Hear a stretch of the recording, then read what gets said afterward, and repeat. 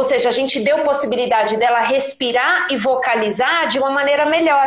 E isso fez com que ela interagisse, dela olhar melhor, né, o campo visual dela, e aí ela interagir mais com os amigos do lado. Então eu acho que a postura na sala de aula, ela tem tudo a ver com a inclusão. A criança estar ou mais alta do que os outros amigos, ou num colchonete, não garante que essa inclusão está sendo feita. O que a gente pode garantir na inclusão é que ela esteja posturada de uma maneira a mostrar toda a performance dela. Ela mostrando a performance dela, com certeza essa interação vai ser melhor.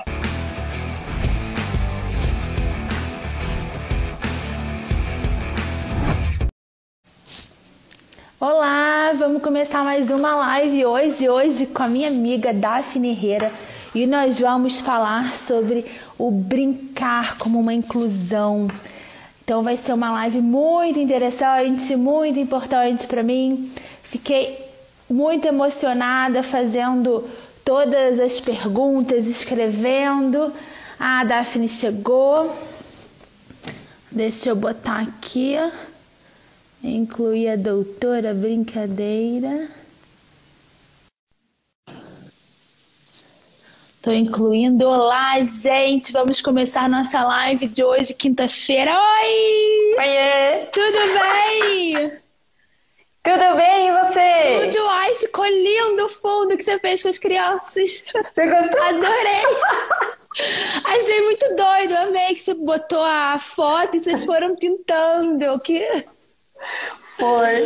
Foi engraçado que a gente botou nas redes sociais e tal, e daí um vizinho nosso entrou no grupo do prédio e fez assim: mas é a parede do apartamento de vocês? Eu fiz assim: a gente tá em isolamento, é a parede do apartamento mesmo. Ele fez: tipo, super normal.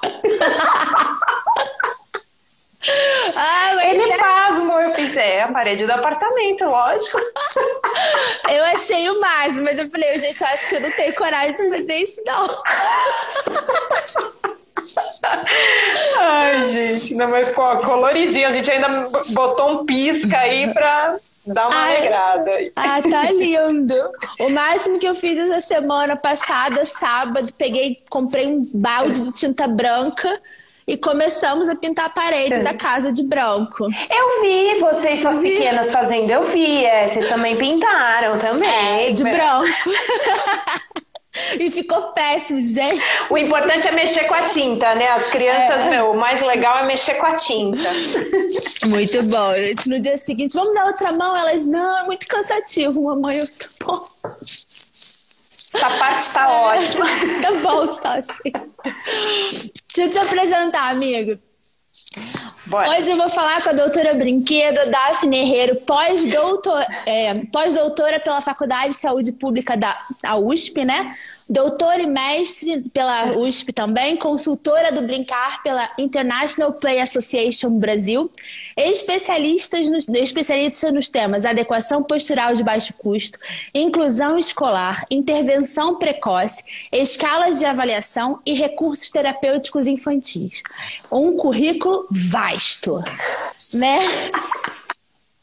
A pessoa que quer fazer de tudo um pouco.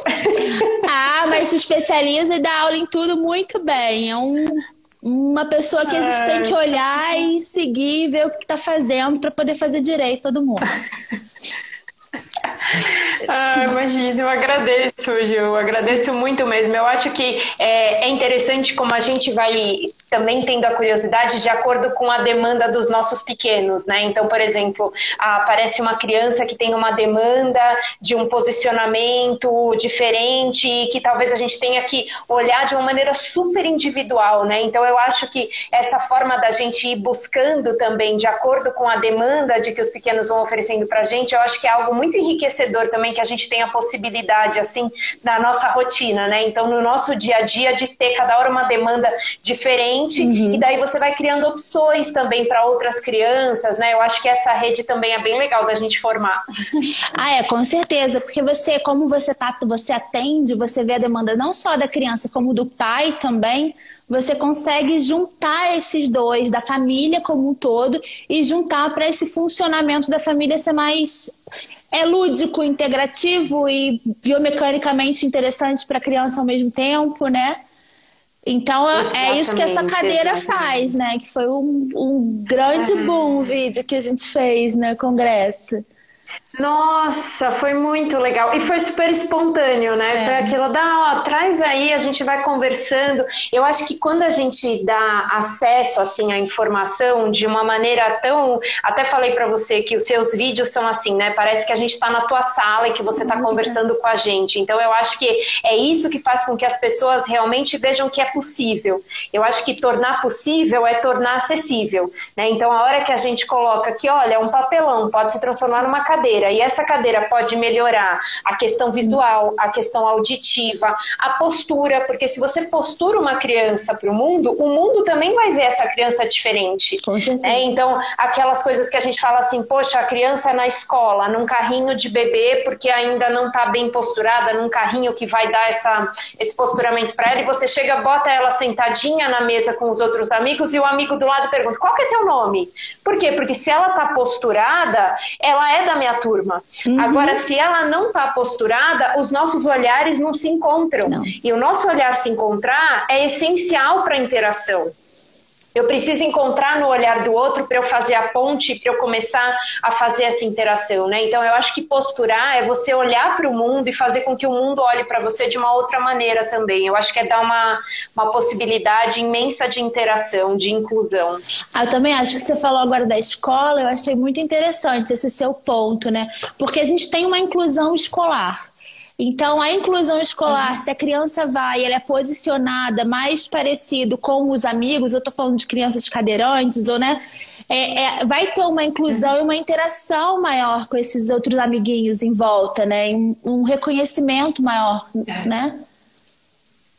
Exatamente, porque a gente tem muitos casos onde a criança ela está dentro da sala, mas ela não está posturada na sala. Então ela está num colchonete, né? Ou ela está numa cadeira de rodas que está mais alta do que as outras crianças, ou ela está no colchonete que está baixo, ou ela está na cadeira de rodas que está alta, ou ela está numa outra cadeira que precisa ficar num canto porque senão não consegue, tapa a visão dos outros amigos. Então quando a gente se coloca, né, se propõe aí no colégio e ver junto com a professora, criar uma rede para essa criança se sentir também acolhida nessa sala de aula, quando a gente mexe na logística, né, da sala, na biomecânica da criança poder também estar posturada, porque às vezes a gente postura a cadeira da criança, não postura a criança.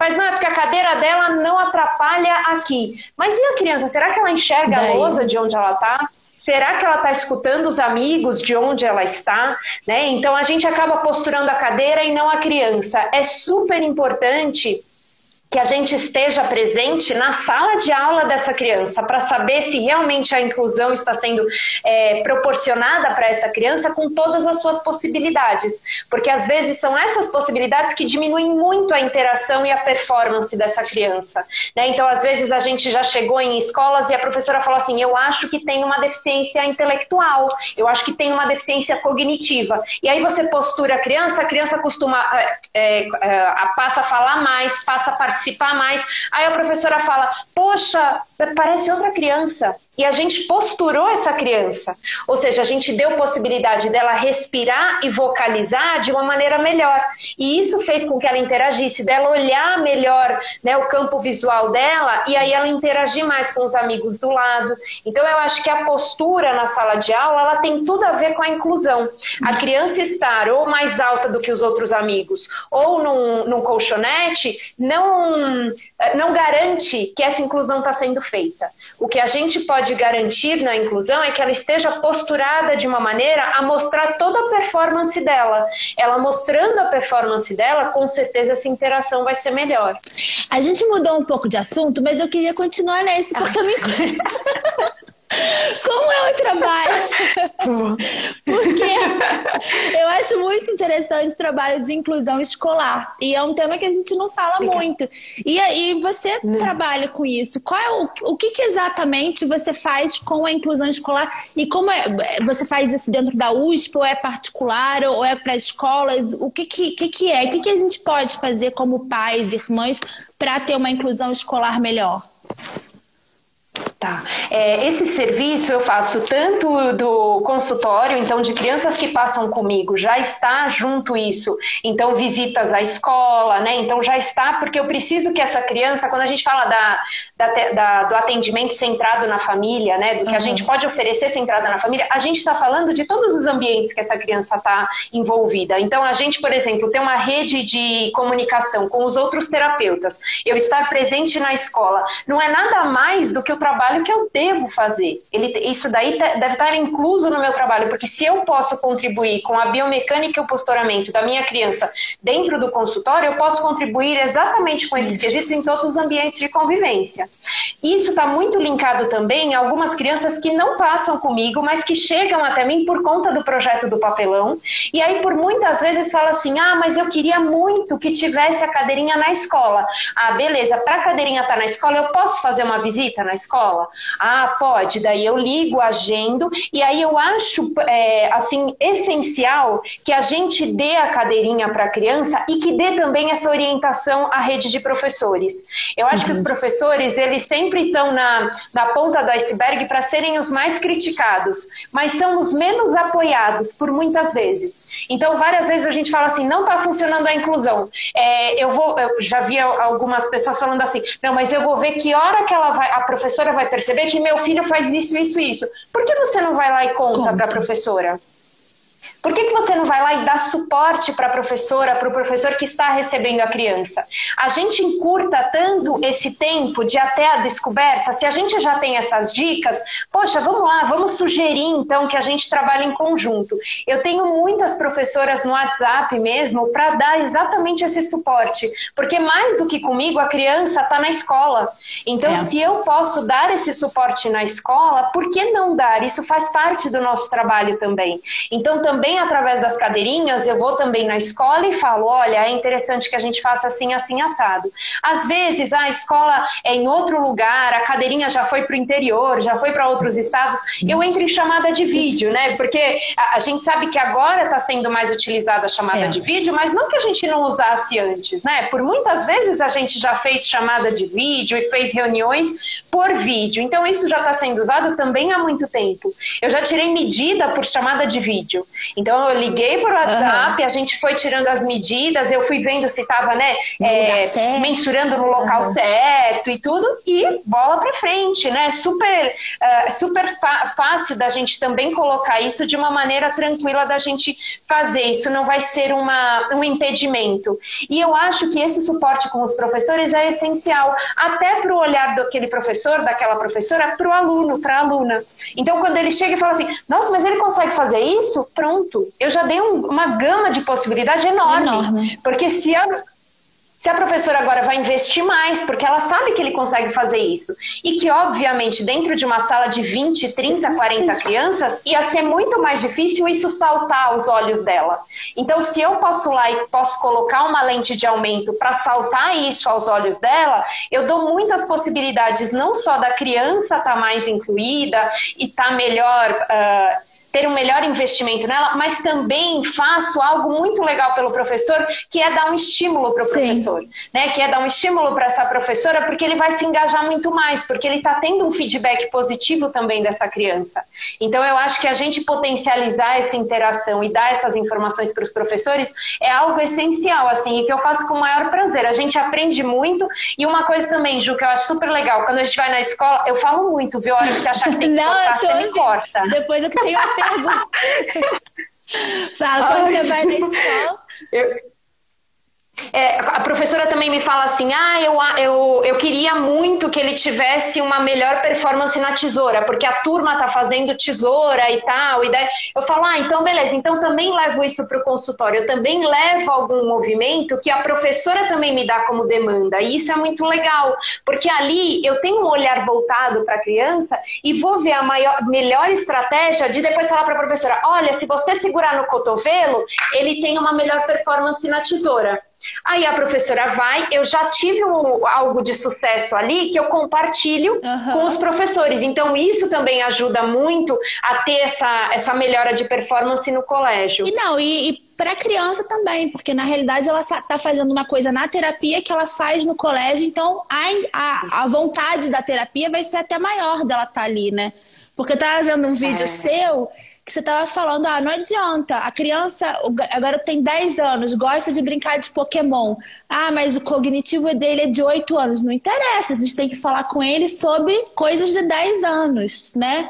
Eu estava vendo, então levar tudo isso para terapia, incluir tudo é muito importante. E esse contato com o professor, tem que ser justo com o professor, gente. São 30 crianças. Eu acho. Não é? Não, eu acho que às vezes a gente guarda uma informação assim que, a gente tá vendo que tá dando tão certo assim, por que não compartilhar com todo mundo que tem contato com essa criança, né? Então acho que a gente tem uma pergunta de uma mãe que eu achei interessante.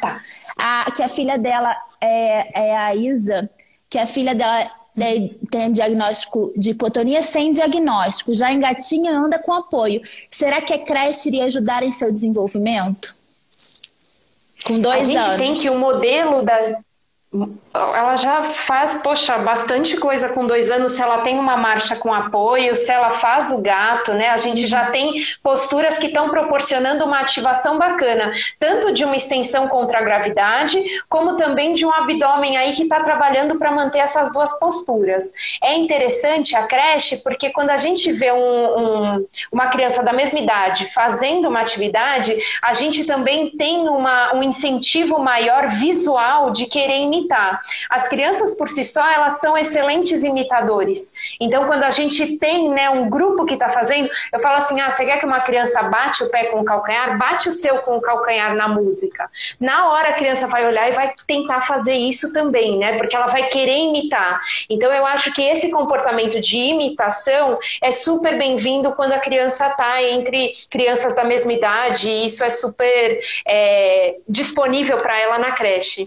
Eu lembro da Estela, né, que ela frequentava a escola na inclusão regular e ela teve alguns saltos interessantes de desenvolvimento, né, até certa idade. Depois não mais, mas quando era criança, pequena, teve vários saltos justamente porque estava com os amiguinhos e tentava imitar esses amiguinhos. Ou a gente, que era irmão mais velho também. Mas é importante. Não, eu acho que esse estímulo dos irmãos mais velhos, né, de criança que convive com outras crianças, isso já é escrito na ciência, né, e já é visto na prática. Então a gente concorda em ambos os pontos de vista, tanto na prática quanto na teoria, que realmente a gente estar com outras crianças da mesma faixa etária, que tem descobertas motoras, que tem descobertas cognitivas, que são interessantes para aquela janela de desenvolvimento, para aquela janela de oportunidade, com certeza tem um salto também da criança que está exposta a essa estimulação espontânea. Com certeza. Então, eu vou falar assim da importância do brincar no desenvolvimento infantil. Então, eu estou traduzindo o curso da Billy, né? E teve uma frase que... Tenso. Aí teve uma frase que eu acho que leva muito para o nosso tema hoje, que é do Adolf Kiei, de 2000. Tem os dados que falam: controle postural é adquirido no decorrer de muitos dias e semanas, brincando e ao mesmo tempo desenvolvendo as sequências posturais. Exatamente. Então, dentro disso, fala aí qual é a importância do brincar, porque, né, eu acho que brincar para criança Eu acho que o brincar, ele traz algo que é muito especial para você linkar várias áreas cerebrais e criar engramas muito importantes, que é o contexto. Então, por exemplo, dentro da brincadeira, você tem o som, você tem a estimulação tátil, você tem a estimulação vestibular, você tem todos os sistemas que estruturam o nosso cognitivo, a nossa fala e a nossa intenção motora de uma forma contextualizada. Então, você, por exemplo, fazer um jogo de bola, você tem a troca de turno. Então, às vezes, quando eu não conheço uma criança e eu quero começar uma interação, eu começo com um brincar de esperar a vez. Por quê? Porque se eu jogo a bola, uma hora é a minha vez, uma hora é a sua vez, a gente está interagindo com uma bola e não necessariamente a gente está tocando ao mesmo tempo. Então isso de esperar a vez, também a gente inicia um diálogo. Para uma criança que não tem a fala como a primeira forma de comunicação, a gente inicia com um jogo de bola, por exemplo. Então o brincar, ele traz os aspectos cognitivos, motores e sociais de uma forma contextualizada. Então, ele consegue atingir áreas cerebrais em uma maior escala, né, e simultaneamente, ao mesmo tempo. E isso faz com que a criança queira participar tanto. E acontece de maneira natural. A Karen Adolph, que é essa que você citou, ela fala muito sobre o sequenciamento motor. Ela é sensacional. Eu separei até depois para a gente colocar depois da live alguns artigos que ela tem como referência, porque são muito legais os artigos dela. E daí fala, por exemplo, do início da marcha. Então ela mostra como a criança começa a marcha, então com os pés em abertura e indo cada hora para um lado, para a gente poder fazer essa ativação muscular e dar para a gente o equilíbrio até que a gente entra numa linha e começa a fazer a marcha realmente como a gente vê a pegada na areia mesmo, aquela linha reta. Ela fala também muito das janelas, como as janelas também elas acontecem às vezes mesclando uma postura com a outra. Então não necessariamente janelas de aprendizado. Precisa fazer... É isso? Isso, as janelas motoras, assim, né, de oportunidade, como elas mesclam uma postura com a outra. Não necessariamente você adquire tudo numa postura para você conseguir a próxima. Então você tem várias aquisições acontecendo ao mesmo tempo e uma vai somando com a outra. Então quando a gente está no gato, tem algumas aquisições ali que vão ajudar a gente a sentar melhor, que vão ajudar a gente a rolar melhor. Mas não necessariamente a gente vai esgotar uma postura para ir para a próxima. A gente pode desenvolver, né, aquisições diferentes, biomecânica, estabilidade diferente em outras posturas que vão auxiliar as anteriores. Então ela fala isso de uma maneira tão gentil com o desenvolvimento e assim a gente consegue respeitar também as faixas etárias. Então a minha criança de 2 anos ainda não tem o andar independente, mas eu ofereço para ela, porque essas janelas elas podem ir ajudando outras aquisições. E ela vai estar num interesse cognitivo para a idade e com os aspectos musculares e de formação e de molde dos ossos que vão estar referentes a esta faixa etária. Então eu preciso oferecer o que é esperado para essa faixa etária. E ela fala isso de uma maneira super legal. Mas e dentro da faixa etária são eu até anotei isso aqui. Que é o desenvolvimento, dentro dos marcos do desenvolvimento, como que a gente pode, então, ajudar o nosso filho nesses marcos do desenvolvimento? Porque o brincar está incluído nisso, né? Exatamente. Sabe como que ela faz isso, Ju? Que eu acho que é sensacional. Ela fala muito das trocas posturais. A gente se prende muito através do marco. Então, por exemplo, assim, quando sentou, quando ficou de pé, quando andou. Mas e quando passou para de pé? Mas e quando passou para sentado sozinho? Então, essas trocas posturais a gente consegue muito sendo liderados pelo nosso interesse. E esse interesse da criança é o brincar. Então, ela indo atrás do brinquedo, ela fazendo o movimento e querendo repetir esse movimento. Por exemplo, o gato, né, que a gente fala é tão importante para tantas questões envolvidas para a criança, e a pessoa se preocupa em colocar a criança de gato. Quando você se preocupa em dar a oportunidade da criança sair do gato, ela vai querer entrar no gato. Mas quando ela entra e não consegue sair, ela não quer mais na postura. Então a gente coloca ela de gato e mostra como sai. Aí a gente coloca e mostra como sai. Quando ela tem essa autonomia de sair, ela aceita a postura de gato. Ela aceita o prono, que é o barriga para baixo. Então, enquanto ela não tem autonomia para sair, ela não aceita. Então, essas trocas posturais é o que ela coloca como liderados pelo interesse, e o interesse da criança é o brincar. Por isso que o brincar é tão importante. Se a criança não está interessada em fazer, ela não vai recrutar o corpo dela para fazer aquela atividade, né, aquele movimento. Então a gente lidera esse movimento através do interesse, que é o brincar.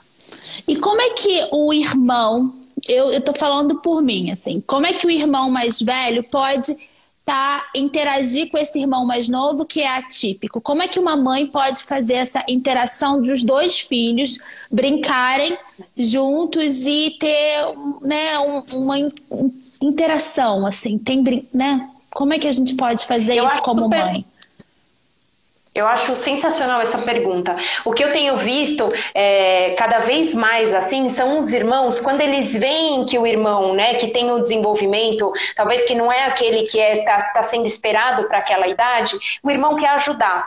Mas só que ele não tem isso conscientemente. Talvez ele tenha ali como, mas não dá para brincar com ele, porque ele não senta. Do momento que a gente começa, de novo, a dar brilho, a iluminar essa criança. Olha, você sabia que ele consegue sentar para jogar bola para você? Ah, é?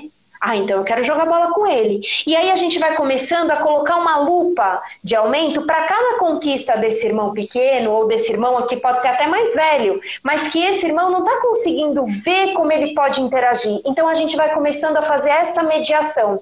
E a mãe começa a fazer essa mediação também. Eles adoram brincar junto de cabaninha. Porque cobre e daí ele tira e dá uma gargalhada. E o irmão acha o máximo fazer isso. Então a gente vai começando a identificar também o que um e outro acham divertido. E essa diversão é que vai mostrando também como a gente pode explorar isso da parte motora, como a gente pode explorar isso dentro do atendimento. Fora do atendimento, o que vai reger tudo isso é a diversão e é a gente iluminar para o irmão que está querendo interagir, mas não sabe como ele pode interagir. Então, do mesmo jeito que a gente estava falando, que a gente faz, por exemplo, com os professores, é muito legal fazer com os irmãos. Eu tenho feito os teleatendimentos e os irmãos mais velhos, lógico, estão ali na sala. Então, eles querem brincar também e tal. E daí tem uma menininha que quando eu entro no teleatendimento, ela faz, tia, essa semana ele fez isso, ele fez isso, ele fez... E hoje eu tava pensando da gente brincar, Gilmar, de Uber Eats. Eu fiz, gente, é muita brincadeira de pandemia, né? Brincar de Uber Eats. Ela fez, e hoje eu estava brincando... O que é? Uber Eats é quando você pede comida pelo Uber, sabe? Tem um aplicativo que chama Uber Eats. Aí acho que eles estão pedindo muita comida agora por Uber, né? Sei lá, pelo Uber Eats. Daí ela fez, hoje a gente vai brincar de Uber Eats. A gente vai fazer a comidinha e aí você tem que ligar e pedir. Porque a única interação com o mundo que eles estão tendo agora é pedir comida pelo telefone. E aí hoje a gente vai brincar de Uber Eats. Eu fiz, gente, tem coisa mais contextualizada na pandemia que brincar de Uber Eats? Não, gente.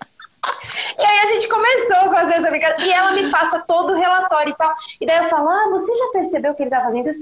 É verdade, tia, deixa eu fazer de novo. E aí ela quer testar. Então eu acho que quando a gente também faz essa ponte, sabe, ser uma potência, e a criança que tá mostrando para ela, o irmãozinho que tá mostrando para ela, também fica muito feliz de poder mostrar. Então eu acho que a gente fazer essa mediação, sabe, de achar o denominador comum entre os dois, eu acho que é isso que auxilia no brincar. É a gente realmente posturar. Teve uma menininha que me falou uma vez, eu achei o máximo, ela fez assim, a minha turma da escola não sabe que eu sei ficar de pé. Porque ela ia com a cadeira e às vezes ela usava o andador, tinha o andador lá, mas eu acho que era começo de ano, a professora ainda não tinha colocado ela no andador. Eu fiz assim, a gente tem que corrigir isso rápido, tava no primeiro mês de aula, eu vou lá então, vamos combinar? Não, vamos combinar. E aí a gente combinou, eu fui, coloquei ela no andador, a turma, é outro olhar pra ela. Porque ela vai no andador e ela perante a turma, também, super orgulhosa. Né? E a professora, então ela vai, é só botar o andador na frente? É só botar o andador na frente, que ela segura, ela vai levantar e daí você vai dando só um ajuste se por acaso vier um degrauzinho, alguma coisa assim. Então perfeito. Então eu acho que a gente ir achando denominadores comuns para a criança poder mostrar do que ela gosta de brincar. A criança com deficiência, ela também é muito podada em relação a isso. Ela dificilmente escolhe a brincadeira. É verdade. Então, mas do que ela quer brincar, né? Do que é você tá querendo brincar? Daí a gente consegue brincar. Do que você, menino, tá conseguindo brincar? Aí a gente vai brincar também, porque eu escolhi a brincadeira também é parte do engajamento no brincar. E é também parte de eu me colocar como participante daquele grupo. Se eu escolho, é porque eu também tô fazendo parte. Se eu não escolho, eu já separo. Né? Então eu falo assim, mas ela nunca escolhe. Quando uma criança chega no consultório, eu falo, escolhe o brinquedo. brinquedo e a criança não tem essa habilidade, é algo que a gente tem que trabalhar, porque isso faz parte da autonomia. E a gente quer que a criança tenha autonomia. Você escolher é dos primeiros quesitos para você ter autonomia, porque a autonomia é a escolha, a independência é como eu realizo. Eu posso ter zilhões de recursos para realizar, mas se eu não tenho autonomia para escolher, aqueles recursos estão sendo utilizados com alguém que está escolhendo por mim. Então, a primeira também etapa no brincar, para que a gente se coloque, eu adoro a hashtag o brincar nos faz iguais, né? Para a gente se colocar igual ao outro, é a gente poder escolher do que brincar, como brincar, e isso tudo ajuda muito na interação entre os irmãos. A gente colocar, agora é ele que vai escolher, agora sou eu. Você está falando isso, até me remete à minha vida com Estela, que não é que ela não tinha a opção de escolher. Na realidade, ela foi tão mimada que até comida a gente dá na boca até hoje, ela poderia comer sozinha. Então a gente também vê quais são as potencialidades. O ambiente, né? Da criança para ela poder fazer sozinha, né? Exato. E eu acho que é a oportunidade também, né, Ju? É isso que você falou, a gente deu a comida e foi assim que a gente escolheu fazer. Isso daí também é uma questão de escolha, né? E daí do momento que a gente fala assim, não, hoje, às vezes os irmãos que têm menor diferença de idade e tal, meio que entra, né, na rotina. Então tá todo mundo comendo, a criança vai querer comer também. Então ela vai querer segurar também, né? Daí entra naquilo que a gente estava falando, da gente se espelhar no outro, da gente ter um modelo e querer imitar, né? Então eu acho que isso também tem a ver com a oportunidade, tem a ver com a possibilidade. Uma coisa que você falou nos seus vídeos é que a criança acorda brincando e vai dormir brincando, e que qualquer coisa é uma brincadeira para a criança, inclusive secar a louça. Então, de incluir a criança hoje no seu dia a dia também, né?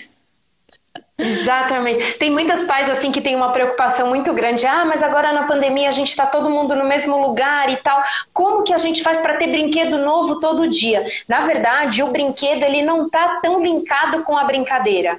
A brincadeira tem a ver com criar, tem a ver com que tornar qualquer coisa um brinquedo. Então, se tiver uma garrafinha de água e vou dar glitter dentro, vai tornar um brinquedo. E aquilo não necessariamente começou sendo um brinquedo, mas ele virou um brinquedo. Então, a brincadeira, e eu acho que o grande lance da criança ter um olhar brincante para as coisas é quando a gente fala assim, nossa, tem um monte de brinquedo, mas brinca com o controle da TV. Você tem noção do que é o significado do controle da TV? Todo mundo briga pelo controle da TV. Deve ser um negócio muito legal. Eu também quero. Imagina que eu vou ficar de fora dessa? Eu também quero esse controle. Né? Então, todo a vibe que tem ao redor daquilo, a chave do carro. Que criança que não curte a chave do carro? Pô, todo mundo que vai sair, todo mundo pega que tem, aquilo, né, alguma coisa, pega aquilo, gente. Eu pegar isso deve dar um poder também da hora, né? Então, além de toda o formato diferente, a temperatura da chave que é diferente, o controle que tem o botão para apertar, também tem um interesse da casa inteira por aquilo. Então também isso significa aquilo como um brinquedo. Por quê? Porque eu estou brincando o tempo todo. Então eu vou pegar o que a galera acha que tem um significado legal. Eu tenho falado também, por exemplo, vai na cozinha, né? Então, a gente precisa cozinhar, a gente precisa arrumar as coisas na hora do almoço, na hora da janta. Leva a criança para a cozinha e ela vai ter um olhar brincante também. Então ela vai querer pegar a gaveta do pano de prato, ela vai querer pegar uma colher de pau e um ralador e fazer um instrumento musical. Alguma coisa ali vai ser transformada em brinquedo. Então o brincar, quando a gente abre esse horizonte de que a gente pode ter um olhar brincante para um objeto e transformá-lo em brinquedo, fica muito mais simples. Fica muito mais tranquilo. E as crianças são mestres nisso. Então, a gente também se preocupa em a gente oferecer, alguma né? Coisa. Não, eu preciso criar alguma coisa e oferecer para minha criança. Deixa ela criar, deixa ela te trazer ideias, porque eu acho que isso também é legal. Pois é, eu acho que tudo isso a gente remete... Eu sei que a conversa é sobre típicos, atípicos, mas eu com as minhas duas meninas e vendo também você brincar com os seus, me remete muito o que a gente também pode fazer quanto pais, né, no dia a dia com os nossos filhos. Né? Não, então, eu adoro.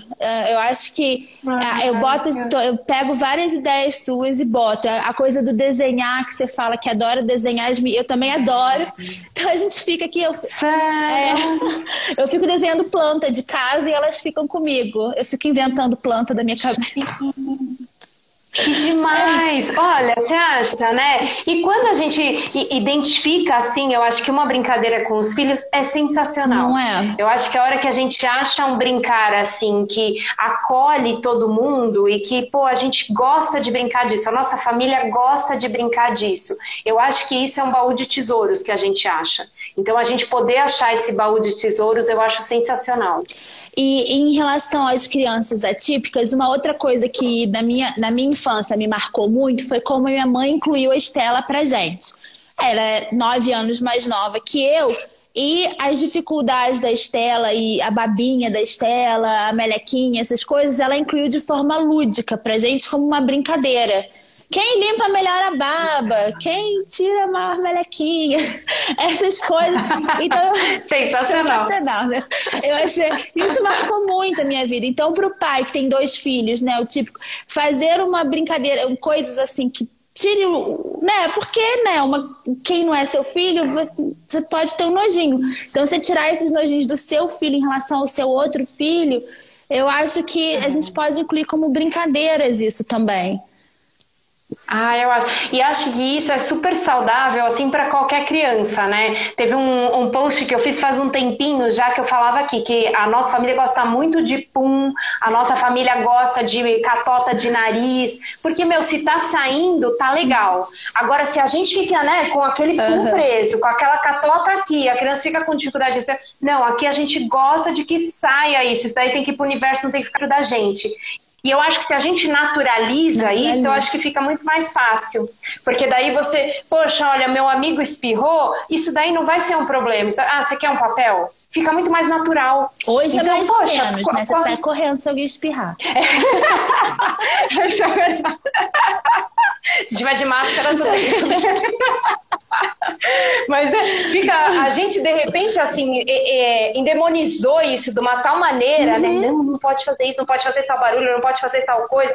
A gente acaba colocando algumas barreiras para todas as crianças. E se a gente tirar, né, isso, a gente deixa isso mais natural. Poxa, olha, tá sujo aqui. Tira essa água da boca para mim.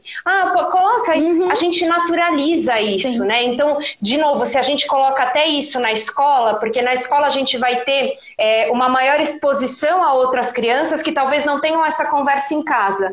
Então também, quando a gente conversa isso com os professores, falar, por exemplo, vamos decidir chamar de alguma coisa aqui? Você falou babinha, né? Então, vamos chamar de babinha? Ou vamos chamar de água da boca? Como que os pais chamam? Então, a gente começar a também dar nomes, né, a essas situações, porque a gente começar a deixar isso mais natural, a gente também diminuir esse negócio de que é algo muito grave isso, né? E é algo que me deixa também não chegar perto dessa criança. É mais uma barreira para eu não chegar perto da criança. Mas isso nunca aconteceu com você? Você nunca falou e de repente saiu uma baba da tua boca? É verdade, já aconteceu. Então é isso. Teve uma vez que eu fui com uma criança fazer também uma apresentação, uma roda de apresentação, era uma criança com síndrome de Down, e aí a gente estava fazendo uma roda de conversa com os amigos, eram crianças de 7 anos. E aí nessa roda de conversa assim, uma criança fez assim, minha mãe falou que ele tem síndrome de Down. Eu fiz assim, e o que é síndrome de Down?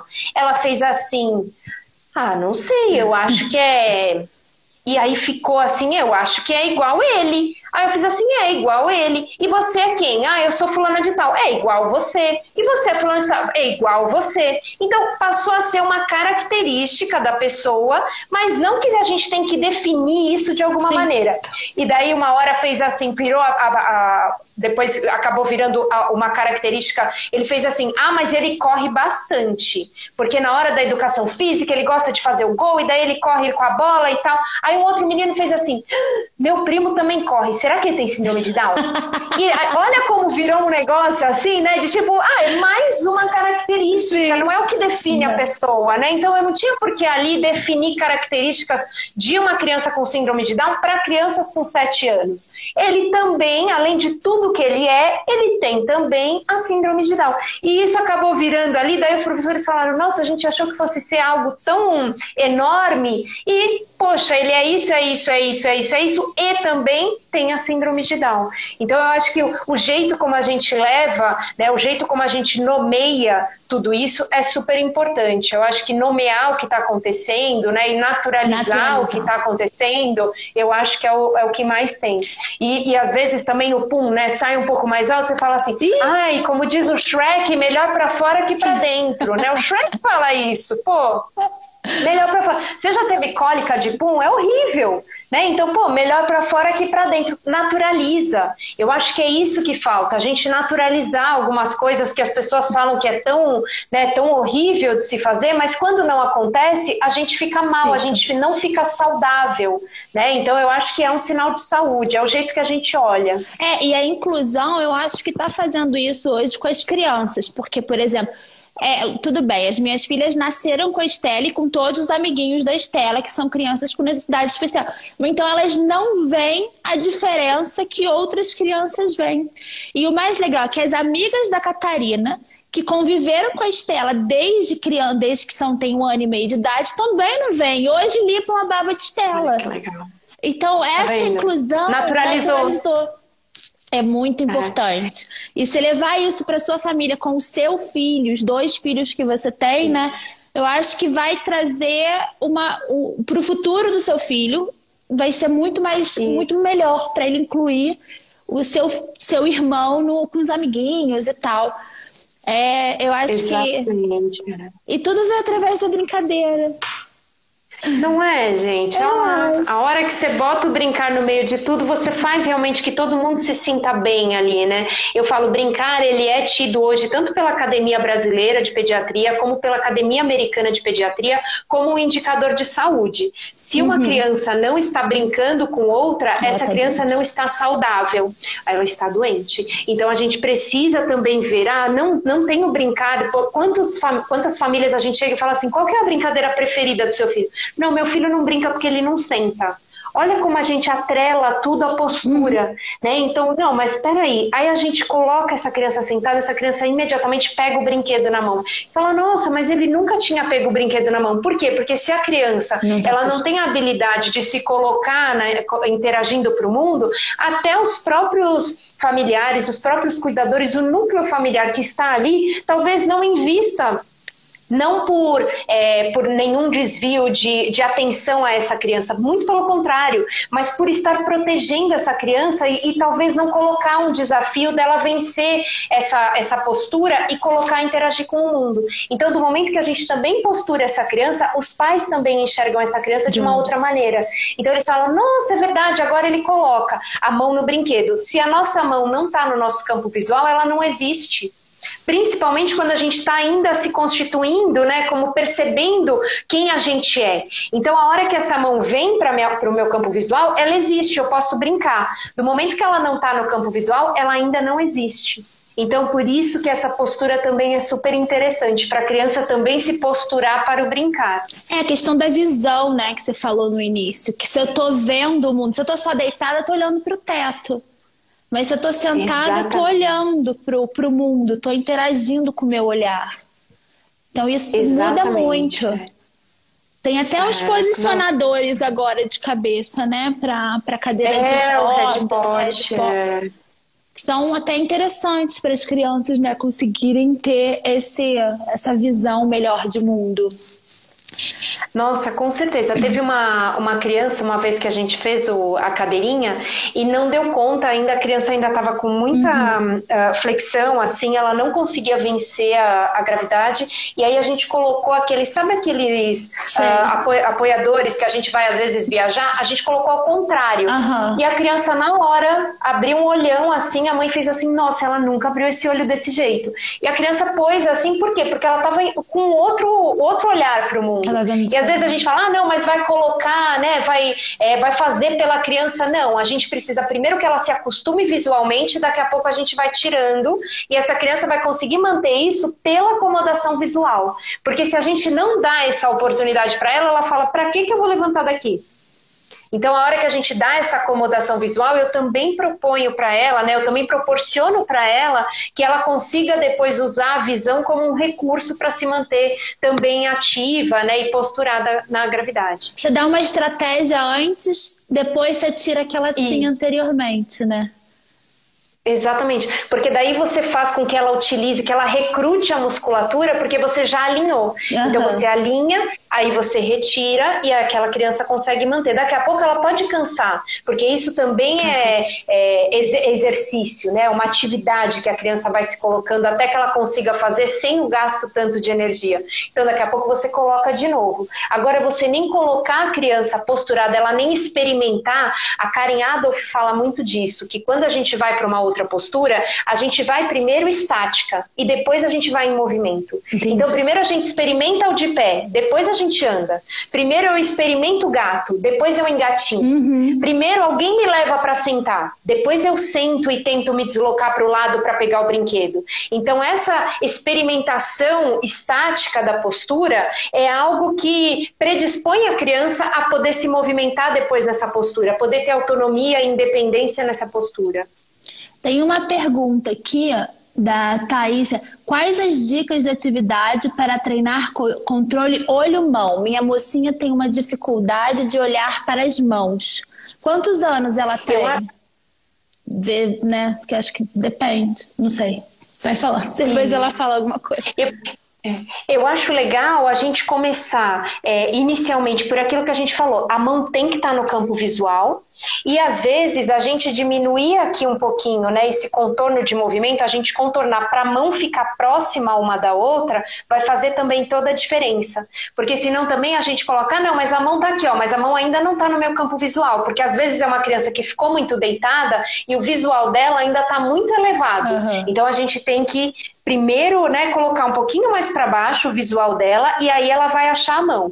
A gente pode fazer isso também vendo o que vai chamar mais a atenção dela visualmente falando. Às vezes é uma criança que a gente precisa usar um recurso luminoso, às vezes é uma criança que a gente precisa usar uma textura diferente. Então a gente pode dar brinquedos com texturas diferentes ou com a luz também tendo como uma referência, né, para essa criança olhar para baixo e aí sim ela vai começar a ter maior essa coordenação. Ela tem 2 anos e a mãe tá falando que já tentaram posicionamento, mas não tiveram muito sucesso. É legal, às vezes, a gente vê uma coisa boba, quer ver? Colocar uma forma, né? Então, uma forma geométrica que às vezes a criança curte até visualmente, mas ela ainda não pegou, dentro de uma meia. Então, porque a meia, ela dá uma sensação térmica e um acolhimento para a mão muito legal. E a hora que a gente coloca a nossa mão para puxar a meia da forma geométrica, a gente consegue encontrar mão com mão. Então, por exemplo, aquelas meinhas que a gente coloca, que ela tem como se fosse uma sapatilha, ou a meinha tradicional mesmo, a gente bota na mão. E a criança vai tentar tirar e vai começar a fazer a mão na mão, até que ela acha a mão. Então, a gente também colocar, às vezes, aquela frutinha de velcro, sabe aquela que é metade, que você pode cortar com a faquinha? Bota aquela frutinha e faz abre e fechou. Abre e fechou. E a criança ter que juntar para ter o formato. Então a gente primeiro traz a mão na mão, para depois ela começar a fazer o movimento. De novo, a gente bota estático, para depois a criança se interessar por fazer o dinâmico. Então colocar o brinquedo dentro de uma meia e a criança ter que tirar da meia, colocar velcro, colocar uma resistência que direcione esse movimento. A gente ter que tirar da meia também direciona. A gente colocar o velcro também direciona. E isso pode chamar a atenção. Às vezes a gente iluminar com uma lanterna o objeto que está ali para a criança. Então, tudo isso vai ter uma informação a mais para a criança poder querer pegar, né, esse objeto. É o mesmo princípio tem um monte de foto lá nos Estados Unidos com aquelas luzes coloridas para como é que não? Né, muita luz. Para integração sensorial, as luzes. É nesse sentido também, com luzes. Também, e de fazer o contraste, Ju. Eu acho que o contraste, assim, é super interessante. Às vezes a gente coloca o brinquedo, mas, por exemplo, vai aqui, ó, atrás do celular posicionado, tem o sofá, tem a parede, tem quadro. Se eu jogar aqui um pano preto ou um lençol escuro que eu tenha e oferecer o brinquedo aqui, a criança foca no brinquedo. Entendi. Então, às vezes também eu separar plano de fundo do que eu estou oferecendo também é um super foco para a criança. Tem como se fosse uma placa de papelão que você pinta de preto. E aí você coloca na frente da criança e coloca o objeto aqui. A criança vai ter que focar nesse objeto, porque é isso que está direcionado para ela. Então a gente também tem que fazer uma investigação do que vai chamar a atenção da criança. Se é algo sensorial, se é algo visual, se é algo auditivo. Então colocar um pianinho, colocar um xilofone, que dá para a criança, né, um tamborzinho, se é o som que vai chamar. A gente identificar o canal de aprendizagem dessa criança, o canal que chama a atenção dela, vai facilitar muito essa coordenação visomotora. O que mais facilita a coordenação visomotora é a gente saber o canal de aprendizagem dessa criança. E para crianças cegas, estão perguntando, a estratégia associada com estímulo sonoro ou posso considerar muita informação? A gente pode colocar o estímulo sonoro ou o estímulo tátil. Então a gente colocar, por exemplo, quer ver? Tem essa daqui, ó, é um brinquedo, uma estrelinha de EVA. Ele é vendido em uma instituição, a Laramara, que é para deficientes visuais, e é o que usa, por exemplo, a gente coloca flutuando no banho e o sabonete aqui dentro. Então a criança tem essa referência da estrelinha, que é o EVA, e ela consegue chegar no sabonete. Quando eu não estou no banho, quando eu quero oferecer um brinquedo para a criança, eu posso colocar a estrela como um localizador, né, de brinquedo, e o brinquedo aqui no meio. Então eu uso muito a informação tátil para a criança. Quando a criança é muito pequenininha, eu costumo usar, sabe aquele espiral também que é bastante elástico? Às vezes coloco na tornozeleira do pé da criança e tem um brinquedinho. Se por acaso essa criança soltar o brinquedo, é só ela puxar pelo pé e tem o brinquedo de novo, porque a criança cega, quando o brinquedo cai ao redor dela, ela não tem como inicialmente buscar esse brinquedo. Então é legal que a gente coloque com um velcro ou com algo que fique preso na criança para ela conseguir resgatar esse brinquedo e continuar a brincadeira. Daqui a pouco eu vou colocar esse brinquedo perto do sofá e ela tá num EVA no chão, eu falo, rola, rola, rola, chegou. Volta, volta, volta. Por quê? Porque daí eu vou colocando a exploração também dessa sala agora. Então a gente vai fazendo o que a gente chama de orientação e mobilidade. Então eu vou orientando através também da mobilidade. Para chegar até o banheiro, eu posso colocar uma faixa de EVA na parede e a criança vai tateando essa faixa de EVA até ela chegar no banheiro. Então a gente vai dando pistas táteis para ela. Então essas pistas táteis é que vão ajudando que a criança se localize. Nervoso, né? Quando isso acontece, eu fico nervosa. Voltou. De repente, caí aqui, mas deu certo. E deixa eu te fazer uma pergunta. E para crianças, por exemplo, PC5, né, que é mais difícil da gente interagir. Porque muitos pais falam, meu filho não interage, mas ele interage da forma dele. O que a gente pode fazer para poder ter uma interação melhor com esse nosso filho? Eu acho super legal quando a gente usa brinquedos que também valorizem a postura da criança. Os brinquedos, por exemplo, da gente colocar, às vezes, um óculos colorido, da gente colocar um cachecol diferente, da gente colocar chapéu, da gente colocar tiara, da gente colocar boné. O que tiver que mexe no nosso corpo vai mexer na nossa postura.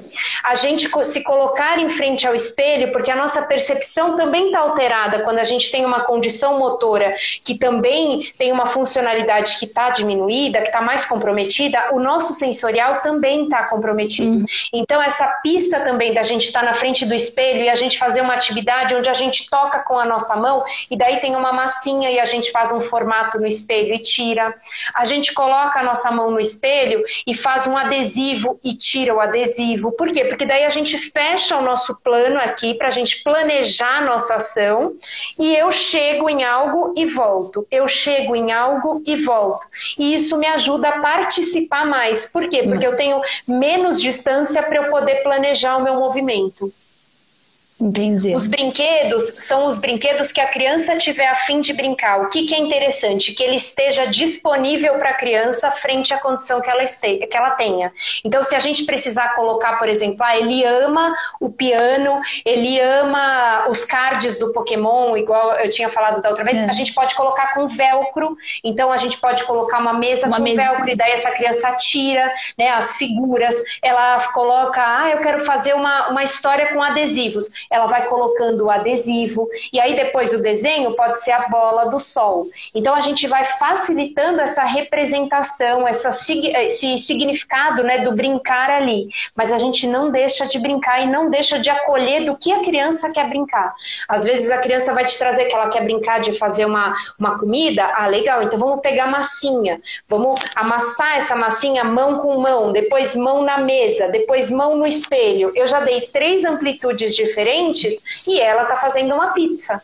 Então a brincadeira ela vem justamente para dar o contexto de movimentos que seriam interessantes da criança experimentar. E por mais que qualquer cognitivo e qualquer deficiência que a criança tem, ela não deixa de ser uma criança, né? Exatamente. É isso que eu falo o tempo todo, de terapizar a infância, né? A gente também tem muito essa questão. Não, quanto mais eu fizer terapias, mais eu vou dar oportunidade. A criança tem que também ter a chance dela de poder absorver o que a gente está colocando para ela. Ela tem que ter o momento dela usar aquilo livremente, de usar o movimento de uma maneira livre e não direcionada. A gente terapizar a infância é algo muito invasivo para a criança, porque ela precisa viver a infância. Parte da infância dela vai ser a terapia, e não parte da terapia vai ser viver a infância. Então eu acho que esse cuidado é essencial que a gente tenha para a proteção da primeira infância e de todo o crescimento e desenvolvimento da criança. Eu acho que tem um movimento grande aí, né, de ficar o dia inteiro na clínica e achar que isso pode melhorar, com certeza, mas brincar é importante, estar com a família é importante, ver todo o contexto dessa família como um todo é importante, né? As necessidades e a mensuração disso, né, Jo? Também é importante. A mensuração disso. Então, por exemplo, não, mas tá super melhor. Tá super melhor fazendo o quê? Tá super melhor porque ele estava colocando o braço aqui e tá levantando aqui. Tá, mas e na escola? Ele tá usando isso para quê? Mas e no banho? Ele tá usando esse movimento para quê? Mas e em casa? Ele tá usando esse movimento para quê? Melhorar na terapia é uma coisa, melhorar na qualidade de vida é outra. Então eu acho que quando a gente começa a mensurar que essa criança está participando mais na escola, está participando mais em casa, está ficando mais em outros ambientes de convivência, no shopping, nos parques, né, em outros ambientes, aí sim a gente está mensurando a melhora. Mensurar melhora em ângulo, em amplitude, mas só que não deu função para isso, aí eu acho isso muito perigoso, porque daí a gente fica refém de uma amplitude que talvez não esteja sendo utilizada para funcionar, né? Para a funcionalidade dessa criança da porta para fora da clínica. Eu acho que é isso que a gente tem que se preocupar, da porta para fora, né? Eu acho que os teleatendimentos deram essa visão para a gente. O que acontece da porta para fora? Última pergunta que a gente vai acabar a nossa 1 hora. Você falou de não terapizar e tal, e a minha pergunta é a seguinte, e também, a gente também vê o potencial real do nosso filho e já começar a trabalhar com ele desde pequeno, né? Lógico que a gente quer sempre que nosso filho ande, seja o mais independente possível. Mas será que não é interessante a gente já trabalhar também desde bebezinho uma independência que seja naqueles carrinhos ou na cadeira, né?